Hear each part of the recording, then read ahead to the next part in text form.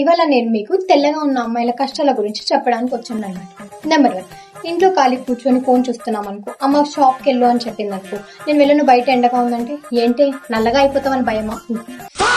Number 2, బయటికి పోనీ shop కని వెళ్ళామనుకో, బయట చుట్టుపక్కల చూసిన వాళ్ళేమో ఏంటమ్మా గొడుగు లేకుండా వచ్చావు నల్లగా అయిపోతావేమో అని అంటారు. నెంబర్ 3, పోనీ ఏదైనా ఫ్రెండ్స్ తో ట్రిప్కి వెళ్ళేసి అలా సెల్ఫీ తీసుకోవడానికి ముందు నించున్నాం అనుకో, ఆహా చాలు నువ్వు వెనక్కి వెళ్ళమ్మా, నువ్వు తెల్లగా ఉన్నావు మేము నల్లగా పడతాము. పోనీ మంచిగా రెడీ అవుదాము, మాకు కూడా అలాంటి మేకప్ ఇలాంటి మేకప్ నేర్చుకుందామని పిలిచామనుకో, చూసిన వాళ్ళందరూ ఏమంటారు, నువ్వు తెల్లగా ఉన్నావు నీకు మేకప్ అవసరమా అని అంటారు. పోనీ ఇన్స్టాగ్రామ్ లో కొద్దిసేపు రీల్స్ చేస్తూ ఫోటోస్ దిగుతూ అలా ఉన్నామనుకో, కింద కామెంట్స్ ఇంత తెల్లగా ఎలా ఉన్నారండి, బాబోయ్ ఎంత తెల్లగా ఉందో, అసలు మీరు కలర్ కి సీక్రెట్ ఏంటండి, మీరు ఇంత తెల్లగా ఎలా అయ్యారు. ఇంకొకటి, కాలేజ్కి వెళ్ళామనుకో, వాడో వీడో ఎవడో ఒకడు ప్రపోజ్ చేస్తాను, నేను నీకు ఎందుకు నచ్చానని వాడిని అడిగినప్పుడు నువ్వు చాలా తెల్లగా ఉన్నావు నాకు అందుకే నచ్చావు.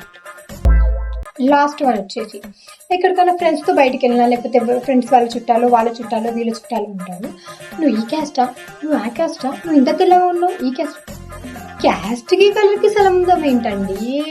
ఇంకోసారి ఎవరినైనా తెల్లగా ఉన్నావు అనుకో, మీరు మొత్తానికి నల్లగా అయిపోతారు మీ పైన.